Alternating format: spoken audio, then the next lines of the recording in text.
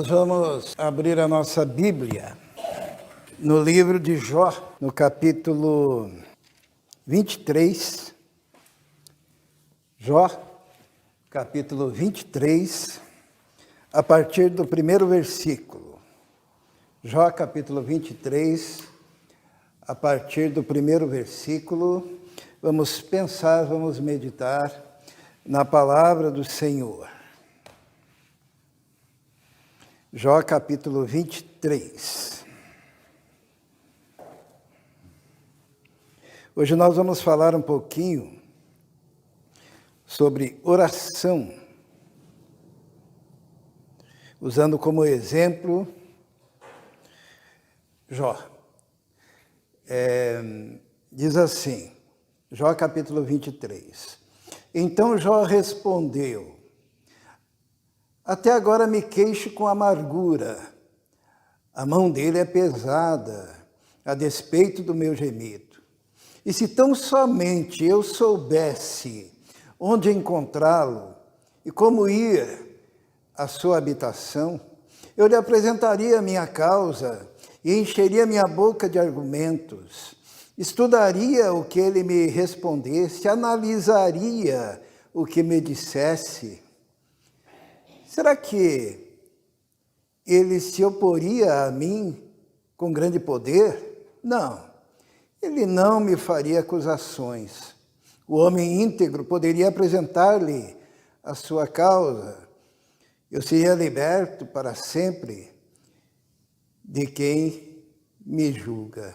Mas se vou para o Oriente, lá ele não está. Se vou para o Ocidente, não o encontro. Quando ele está em ação no norte, não o enxergo. E quando vai para o sul, nem sombra dele eu vejo. Mas ele conhece o caminho por onde ando. Se me puser à prova, aparecerei como ouro. Até aqui. Vamos orar.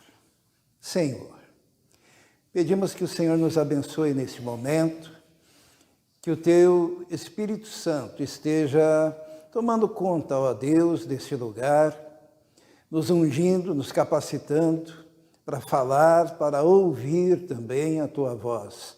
Que somente a Sua voz seja ouvida e que a Tua palavra, Senhor, venha de encontro à necessidade de cada um de nós. Em nome de Jesus. Amém. Amém.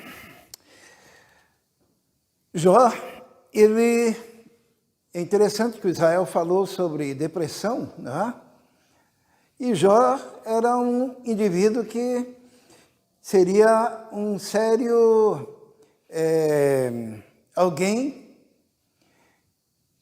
um sério candidato à depressão.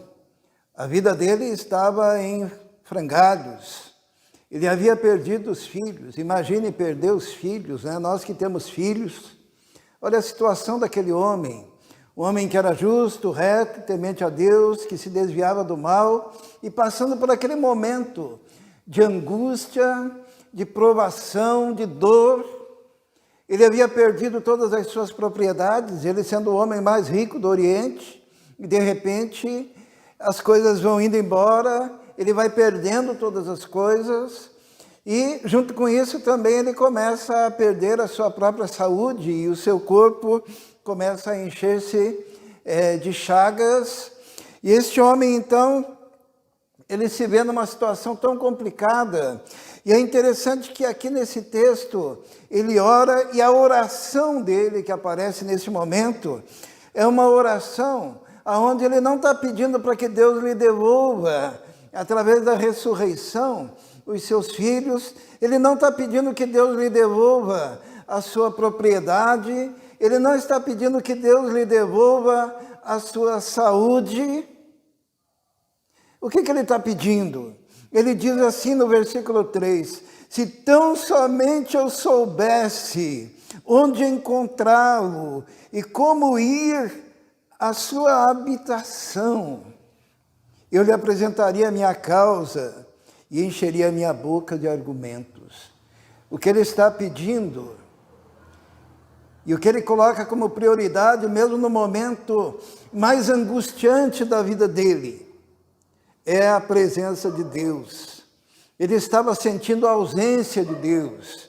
Ele estava sentindo-se totalmente abandonado por Deus. Ele estava sentindo aquele momento quando na alma da gente, a gente pensa, estou absolutamente sozinho. Mas o que ele faz? Ele não se rebela. Porque quando ele se sentiu naquela situação, ele não se coloca como um adversário de Deus, um questionador de Deus. Mas ele se lembra da comunhão que ele já teve com Deus. E naquele momento de dor, de angústia, de sofrimento, ele só quer ter um relacionamento profundo com Deus, encontrar-se com Deus em oração. Ele era um homem que orava, né? Nós sabemos que ele era um homem reto, temente a Deus, que se desviava do mal. Só que nesse momento ele queria uma vida de maior intensidade com Deus. Ele queria entrar no trono de Deus, ele queria entrar na presença de Deus. Ele queria ter um relacionamento que fosse ainda muito mais profundo. É interessante que quando buscamos a Deus, muitas vezes nós queremos só que Deus nos abençoe, né?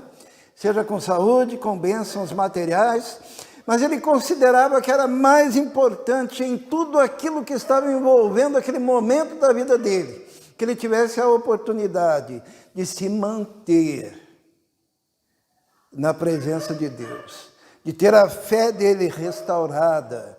E ele diz, Senhor, se tão somente eu pudesse encontrar o lugar da tua habitação. Porque ele já tinha provado neste mundo coisas que poderiam consolá-lo.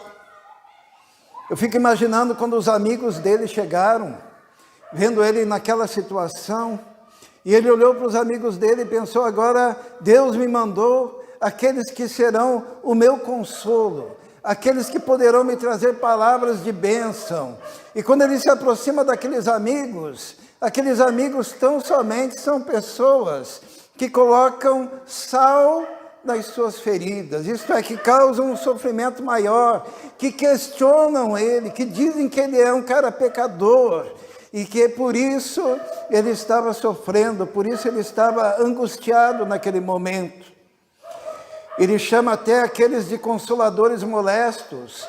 Então, quando se olha para o lado, e aquilo que a gente pensa que é um favo de mel, não tem nada ali dentro para oferecer, aquilo que parece que é a fonte de água que vai refrigerar a nossa alma, e de repente aquela fonte é seca. Quando nós temos a nossa esperança nos consoladores deste mundo, quando nós desviamos o nosso olhar do Senhor e olhamos aqui na terra e buscamos aqui o consolo para os momentos angustiantes da vida da gente, nós podemos ter a mais absoluta certeza que nós iremos nos decepcionar. Jó era um homem que orava, só que ele queria algo mais neste momento.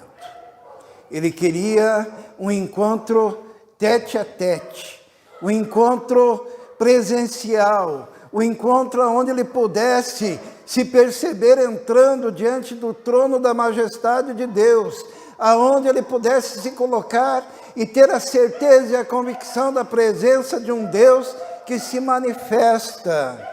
Porque muitas vezes nós oramos de uma forma que é uma forma muito superficial. Nós chegamos diante de Deus e falamos com Deus como se fôssemos pessoas que decoraram palavras, como crianças que aprenderam uma lição e que vão repetir diante do professor. Ou nós chegamos como alguém que se aproxima de Deus e diz para Deus num tom professoral aquilo que Deus deveria fazer. Ou nós nos aproximamos de Deus e nos esquecemos de que a angústia da nossa alma, o quebrantamento do nosso coração, a dor do nosso espírito é o pré-requisito para que nós possamos fazer, de fato, uma oração que atinja o coração do Pai. O Senhor, Ele quer que a gente se aproxime dEle como um recurso absolutamente superior e único em relação às necessidades que nós estejamos enfrentando, né? Quando nós nos colocamos assim,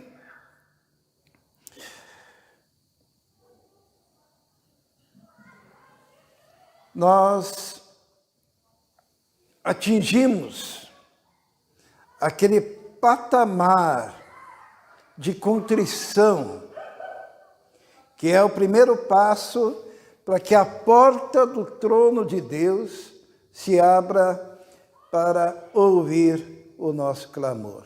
Deus não quer que a gente se aproxime dele com um coração arrogante. Deus não quer que a gente se aproxime dele com uma oração decorada. Tem gente que pega um livro de oração, abre e recita diante de Deus. Tem gente que pega princípios, o primeiro, o segundo, o terceiro princípio de oração e apresenta diante de Deus. Tem pessoas que se achegam diante de Deus como se fora aquele assaltante que quer retirar a bolsa de Deus na marra, dizendo: o Senhor tem a obrigação de me dar.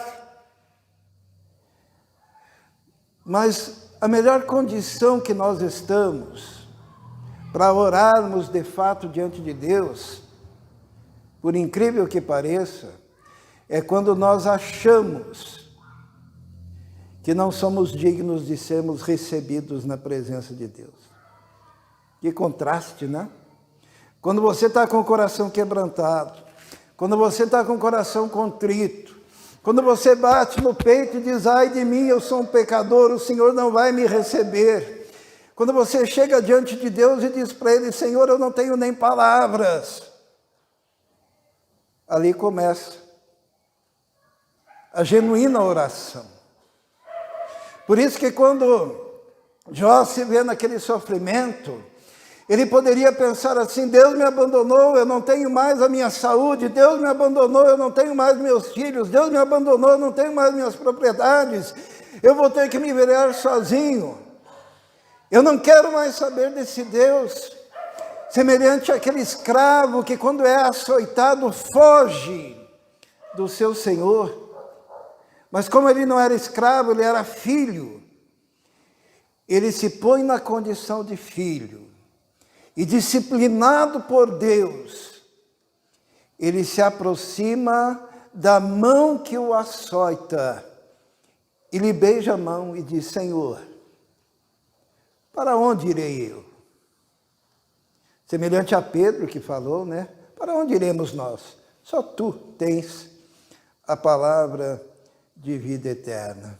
Eu fico imaginando, né, como é diferente, como tem sido diferente no presente século o ensino sobre oração.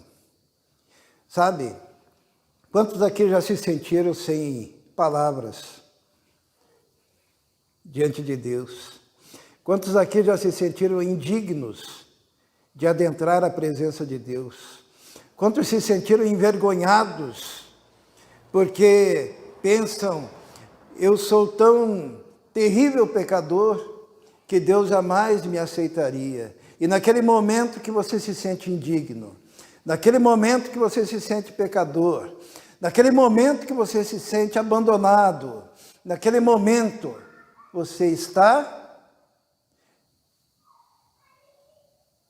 batendo naquela porta do céu da forma correta para que a porta se abra. Porque no momento em que você é autossuficiente, no momento que você se considera cheio de palavras, naquele momento Deus está olhando e só vendo uma pessoa cheia de vaidades. Por isso que a palavra de Deus diz: há um coração quebrantado e contrito, não desprezarás, ó Deus.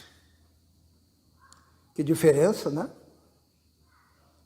Por isso que Paulo dizia que quando ele estava fraco, é que ele era forte.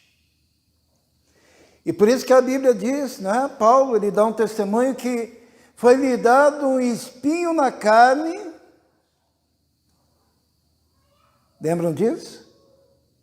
E ele rogou 3 vezes para que lhe fosse tirado. E o Senhor disse, não, a minha graça te basta, porque o meu poder se aperfeiçoa na fraqueza. Os irmãos entendem por que nós devemos chegar diante de Deus com o coração quebrantado e contrito, com inteira certeza de fé, com um sentimento de busca profunda. Aí nós entendemos porque aquela mulher, quando chegou para Jesus e disse, Senhor, cura minha filha, ela está miseravelmente endemoniada, Senhor. E Jesus não ouviu, não lhe respondeu. E ela disse, Senhor, cura minha filha. E Jesus olha, não é bom pegar o pão dos filhos e dar aos cachorrinhos. Ela poderia ter se escandalizado. Ela falou, mas Senhor, os cachorrinhos também comem das migalhas que caem da mesa do Senhor. E quando ela se coloca nessa condição de absoluta humilhação diante de Deus, de humildade e contrição, naquela condição, Jesus disse, grande é a tua fé, a tua filha está curada. Ou aquele cego que começa a gritar, Jesus, filho de Davi, tenha compaixão de mim. E todo mundo manda ele se calar. E quando Jesus está passando, aquele cego grita ainda mais alto, Jesus, filho de Davi, tenha compaixão de mim. E quando Jesus vê a intensidade daquele coração, se humilhando, buscando, o Senhor o atende, o cura, o liberta. O anseio que deve haver no coração do crente deve ser o mesmo anseio que Jó coloca no versículo 3. Se tão somente eu soubesse onde encontrá-lo. Havia aqui uma ansiedade, havia aqui um desejo, havia aqui uma intensidade, havia aqui uma busca, havia aqui um exercício da fé, havia aqui uma vontade. Porque ali naquele momento em que ele queria buscar ao Senhor, ele estava se sentindo vazio de Deus. E ele estava se sentindo como se não soubesse o caminho. E ali ele participa do mesmo sentimento que houve em Jesus. Quando Jesus na cruz sentiu-se abandonado por Deus. E ele diz assim, Eli, Eli, lama sabachthani, Deus meu, por que me desamparaste? E ali sentiu-se desamparado. Jó também sentiu-se desamparado. Mas é naquele desamparo do coração que havia a faísca daquele primeiro momento e daquele encontro e daquela luz que começaria a brilhar em direção àquele homem que buscava a Deus. A gente tem visto orações muitas vezes tão tíbias, né? Existem orações muitas vezes tão carregadas de arrogância, de orgulho. Jesus, quando ensinou a orar, ele disse, quando vocês orarem, não façam da oração um espetáculo público. Não é para orar como os hipócritas, né? Como a palavra hipócrita significa aquele que faz teatro, que usa máscara. Não é para ser assim. Mas humildemente, entra no teu quarto e Deus ouve o clamor daquele que percebeu que todos os recursos deste mundo não podem supri-lo. Apenas os recursos celestiais. Este mundo tem que ser visto pelo crente como um cantil vazio de água, que você carrega no deserto, na esperança de que uma gotinha pelo menos venha a te refrescar a língua. Mas que quando você olha para a fonte das águas vivas, você joga fora esse cantil e se concentra naquele que é a fonte da vida. E com intensidade mergulha na presença de Deus, sabendo que só ali existe a solução para os problemas da tua alma, do teu coração. Ah, se tão somente eu soubesse onde encontrá-lo. Aqui nós encontramos na vida deste homem de Deus ensinamentos a respeito da oração. Se nós quisermos aprender sobre oração, irmãos, nós precisamos olhar para aqueles que na Bíblia se mostraram homens que sabiam o segredo da oração. E aqui Jó, ele revela esse segredo. Vamos ler, ele diz assim, no versículo 3. Se tão somente eu soubesse onde encontrá-lo e como ir à sua habitação, eu lhe apresentaria a minha causa. A primeira coisa que nós aprendemos na oração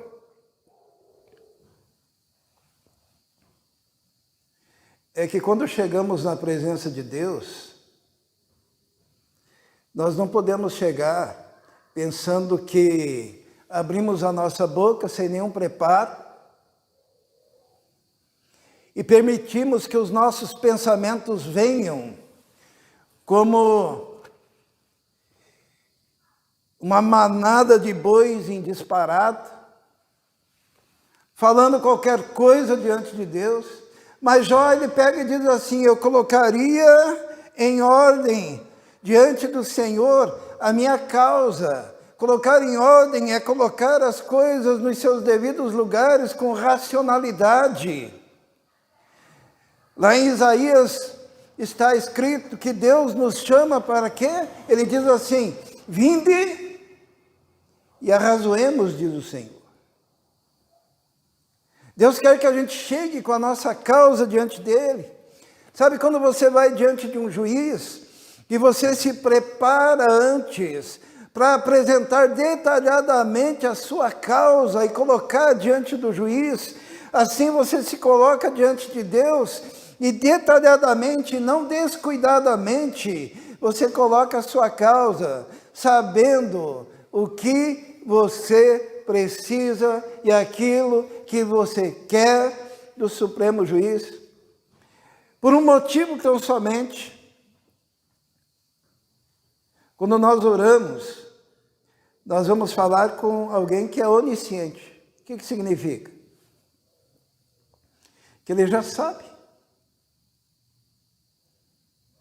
Ele sabe o que nós precisamos antes de nós abrirmos a boca.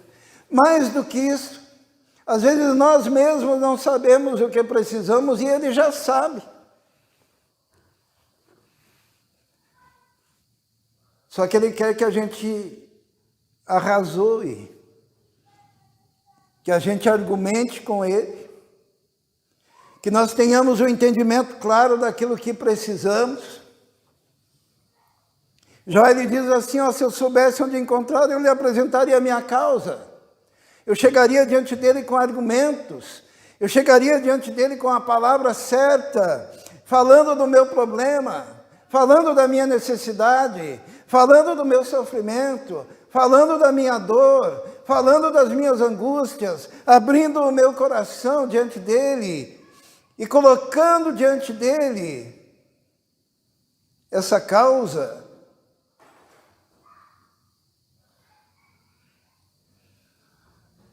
quantas vezes nós oramos na igreja e quando chegamos em casa, se alguém perguntar assim, o que você falou com o pai? E você sequer vai lembrar. Porque ali não houve nada de dentro do seu coração e da profundidade da sua alma. Ali você não conseguiu derramar o seu coração.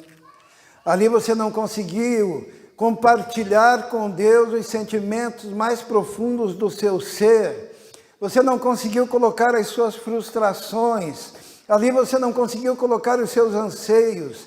Ali você não conseguiu demonstrar diante de Deus o amor que você tem por aquela pessoa pela qual você pediu. Ali você não sentiu a dor do perdido. Ali você não sentiu o desejo de que a igreja cresça na intensidade e na profundidade do seu coração e do seu ser. E você tão somente jogou palavras ao vento, porque não expôs no trono de Deus a profundidade da sua petição e da sua alma. Você não arrazoou com o Senhor. Você sequer conseguiu concentrar-se diante de Deus. Jó ele diz assim, se tão somente eu soubesse onde encontrá-lo, porque ele se sentia isolado, eu chegaria diante de ti e lhe apresentaria a minha causa. Primeira coisa que nós temos que aprender. Nessa intensidade de quem clama, colocar com palavras o que está acontecendo.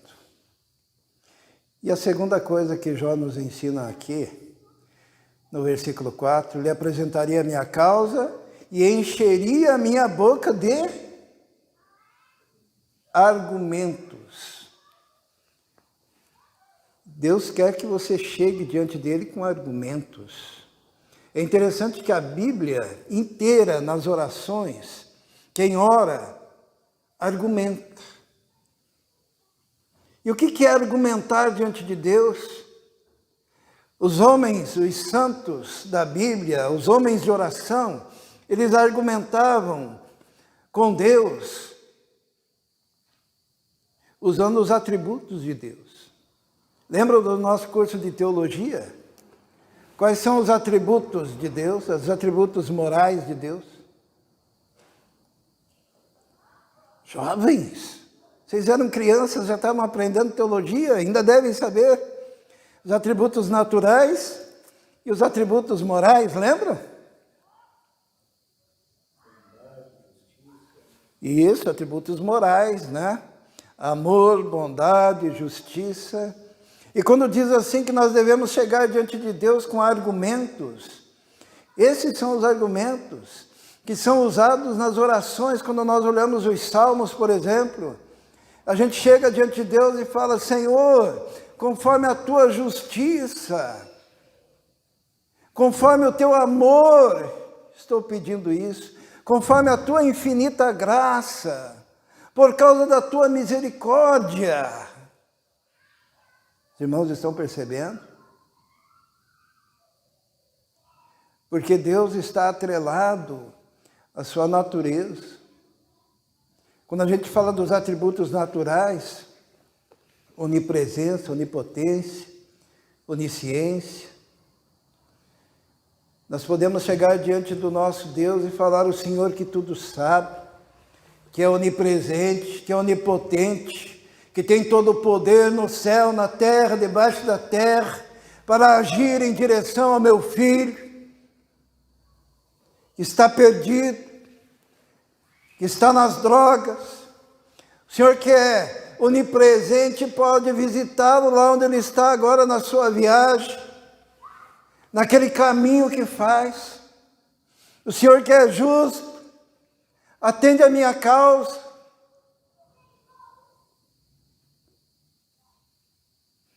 Será que nós oramos assim? Jó ele diz assim: encherei a minha boca com argumentos. Outro argumento que nós encontramos na Bíblia, que é muito usado, é quando os homens de Deus oravam dizendo, lembrando Deus, entre aspas, né? Aquilo que Deus já havia prometido. Senhor, disse Moisés, né? Como o Senhor prometeu livrar esse povo e levá-lo até a terra prometida, cumpra, Senhor, a promessa, cumpra a tua palavra. Quando Deus queria destruir a nação que havia se distanciado dele, pecando, e Deus atende a oração de Moisés.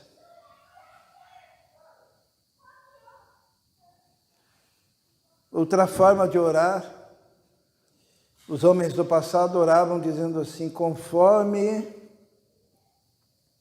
a grandeza do teu nome, Senhor. Teu nome é grande. És um grande Deus. E Davi, sentindo-se o pior dos pecadores, quando ele diz assim: em iniquidade eu fui gerado, em pecado me concebeu a minha mãe, eu sou pecador, eu sou iníquo, eu sou o pior dos pecadores. Mas se eu sou tão grande pecador, o Senhor então é o grande Deus. E quanto maior o pecador, mais exaltado é o Deus grandioso, que tem o poder de me libertar.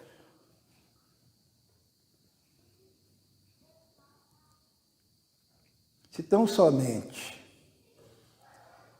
eu soubesse onde encontrá-lo, encheria minha boca de argumentos, lhe apresentaria a minha causa. Depois diz assim: e analisaria o que me dissesse. É a convicção de que nós chegamos diante de um Deus que é real, que ouve, que atende, que se manifesta. Às vezes a oração parece que é feita a um ser tão distante. Existe uma forma de orar que é aquela forma descuidada. Mas existe aquela forma de orar que é daqueles que sofrem e que buscam, e que na intensidade do sofrimento buscam com maior intensidade. E mesmo que tivessem que ultrapassar abismos para chegar até a presença de Deus, o esforço da sua alma e da sua vida seria essa busca pela presença do Senhor. Se tão somente eu soubesse onde encontrá-lo. Uma vez, Filipe chegou para Jesus e ele disse assim para Jesus: mostra-nos o Pai. Era uma outra maneira de dizer assim: olha, eu quero chegar à presença do Pai. Mostra-nos o Pai. Filipe fala com Jesus. O que Jesus responde? Filipe, estou há tanto tempo contigo e você ainda não me conhece? Quem vê a mim, vê o Pai. Tem uma história de um homem que queria saber onde encontrar Deus, né? Porque ele era acostumado a pensar em Deus como algum templo, alguma estátua. E ele começou a refletir: aonde que eu posso encontrar Deus? Aonde Deus esteve? E ele pensou assim: olha, Deus eu posso encontrar lá no Éden. Porque lá ele conversava com Adão, mas eu não sei onde é o Éden. Deus eu posso encontrar lá no Monte Moriá, onde Abraão foi sacrificar o seu filho, mas eu não posso chegar ao Monte Moriá. Onde que eu posso encontrar? Deus se revelou nos mandamentos, através de Moisés, quando o Sinai ardia em chamas, e Deus falava com o povo, mas isso foi há tanto tempo. Eu não posso encontrá-lo lá. Onde que eu poderia encontrar Deus?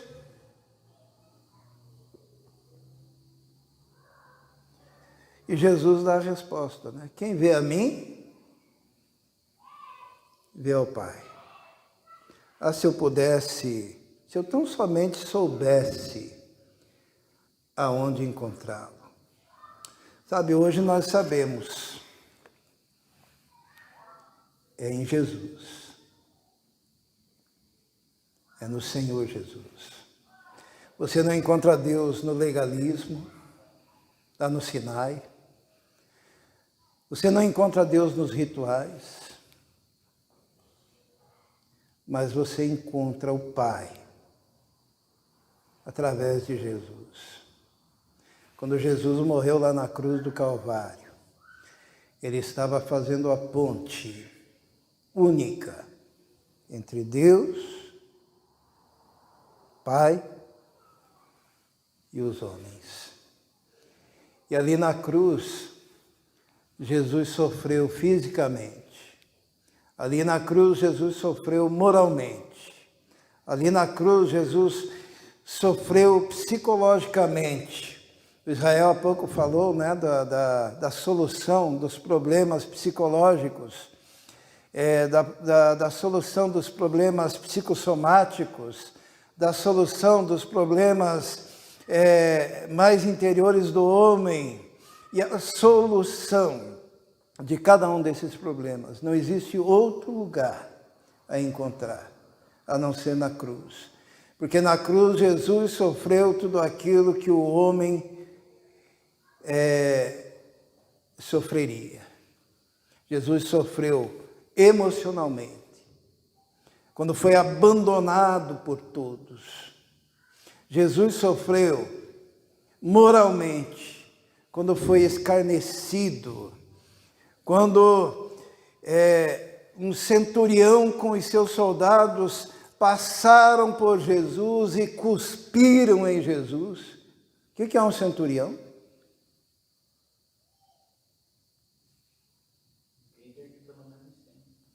Líder de 100. Os irmãos já pararam para pensar 100 soldados cuspindo em Jesus? Ele foi humilhado, era homem de dores, de sofrimento, ele sofreu psicologicamente, ele pegou todo o sofrimento oriundo do pecado, tomou sobre si. Teu sofrimento. As pessoas hoje ficam pensando, né? Mas por que nós sofremos então? Se você é de Jesus, você não sofre por causa dos pecados, dos teus pecados. Tá? Os sofrimentos relacionados aos teus pecados já foram todos pagos e sofridos por Jesus. Hoje em dia você sofre por causa do quê? Das suas escolhas,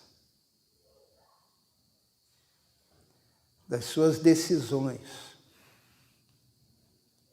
Quando Paulo fala assim de estar cumprindo o que faltava dos sofrimentos de Cristo, é aquele sofrimento que é oriundo do ministério, da pregação, do evangelismo, do martírio, que é por causa do reino.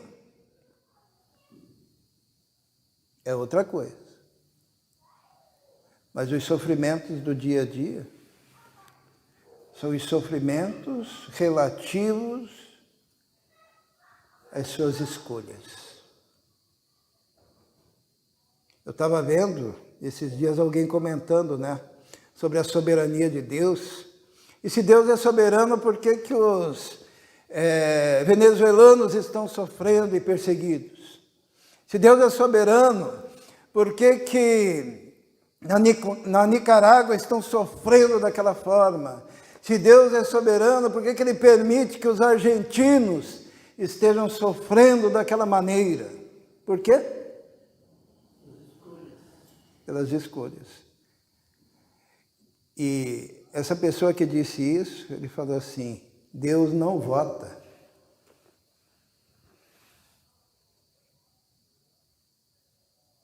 Quem vota é você.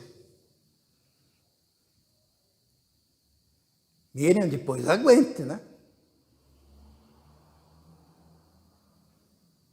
Essa coisa chamada livre-arbítrio, né? Você faz a burrada e depois pede para Deus resolver. Só que você não pode chegar diante de Deus e dizer: Senhor, eu estou sofrendo, porque permitiste. Ele vai dizer assim: é fruto das suas escolhas. E a única coisa que eu posso fazer por você é exercitar misericórdia. E para alcançar a misericórdia de Deus, o povo vai ter que se ajoelhar, e vai ter que se humilhar, e vai ter que orar, e vai ter que buscar a face do Senhor, e vai ter que se angustiar diante do Senhor. Por isso que está escrito na Bíblia: se o meu povo que se chama pelo meu nome se humilhar e orar e buscar a minha face, então eu ouvirei. Por isso me dói muito quando eu vejo pessoas orando por alguém ou por alguma circunstância, e ela fecha o olho e diz: Senhor, me abençoe, me livre disso, tal, tal. Ó magnânimo Senhor. Os irmãos já viram alguém que está morrendo de fome, morrendo de sede, morrendo de angústia, com sofrimento na alma, com aquela dor, com aquele desejo, diante de um Deus que pode lhe dar, que vai chegar dessa forma tíbia diante de Deus? Vai chegar no mínimo como Jó, dizendo: Senhor, se tão somente eu pudesse ter um encontro com o Senhor diante do teu trono, eu chegaria e eu encheria minha boca com argumentos, eu exporia a minha causa, e o Senhor me ouviria. Promessa de Deus. Como tem sido a sua vida de oração? Eu gostaria de terminar com uma promessa. Está lá em Hebreus.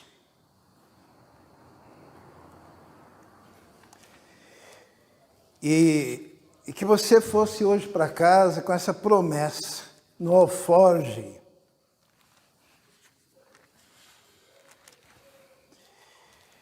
Na sua bolsa.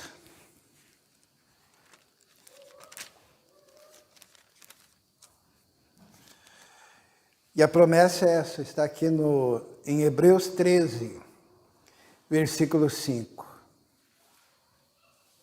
Hebreus 13, versículo 5. Diz assim: conservem-se livres do amor ao dinheiro e contentem-se com o que vocês têm, porque Deus mesmo disse. O que Deus disse? Essa é a promessa, tá? Nunca o deixarei, nunca o abandonarei. Quem que disse? Quando a Bíblia diz assim, porque Deus mesmo disse, não é assim que está escrito? Porque Deus mesmo disse. Se Deus falou,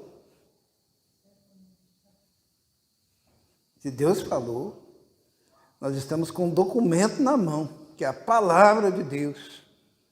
E o que ele disse? Nunca o deixarei, nunca o abandonarei. Essa palavra nunca, no original, nós não conseguimos traduzir no português, tá?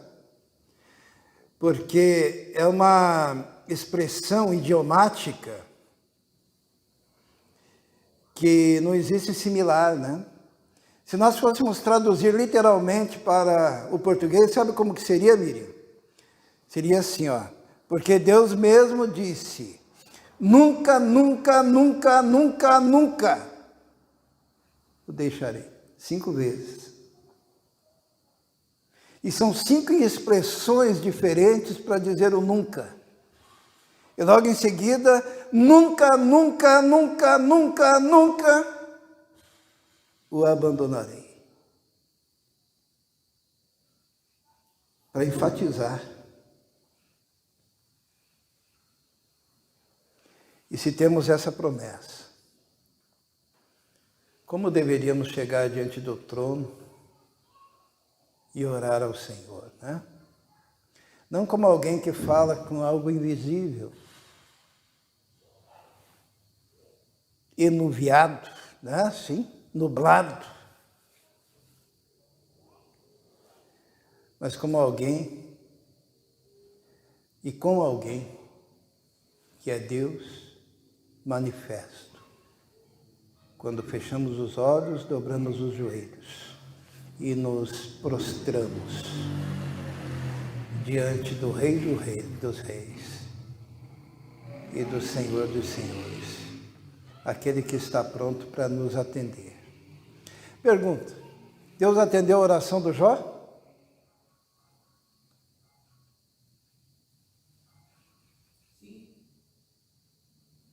Em que momento?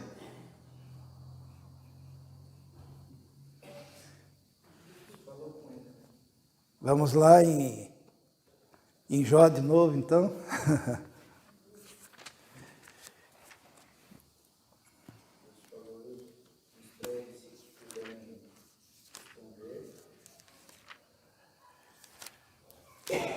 Em Jó, no capítulo 42, versículo 10. Diz assim: depois que Jó orou por seus amigos, o Senhor o tornou novamente próspero e lhe deu em dobro tudo o que tinha antes. Deus respondeu à oração de Jó, quando Jó orou por seus amigos. Jó se manteve num período assim de busca profunda durante muito tempo. Parecia que Deus o havia abandonado, mas ele insistia, insistia, insistia. E parecia que Deus não lhe respondia e ele insistia. E parecia que Deus estava longe, ele insistia. Mesmo tendo que se raspar com cacos de cerâmica por causa das suas chagas. Mas ali ele buscava Deus. E na intensidade do sofrimento e na perseverança da fé, Deus o ouviu quando ele orava por seus amigos. Perseverança. Colocar os argumentos diante de Deus. Manifestar a sua causa diante de Deus. Arrazoar diante de Deus. E Deus nunca, nunca, nunca, nunca, nunca vai te desamparar. Vamos orar. Senhor, muito obrigado pela Tua palavra, pela convicção que podemos ter de que o Senhor é o Deus que nos atende, que nos ouve, é o Deus que se manifesta de forma verdadeira, real, intensa. O Senhor é Emanuel, Deus conosco. Nós te louvamos por isso. Pedimos ao Deus que aprendamos, ó Senhor, a orar com a intensidade digna do Senhor. Quebrantados de espírito, diante da Tua presença, sabendo que o Senhor nunca nos desamparará. E o Senhor nos ouve, nos atende, nos liberta, nos perdoa, nos transforma. Muito obrigado a Deus pela promessa que temos na Tua palavra. Em nome de Jesus. Amém.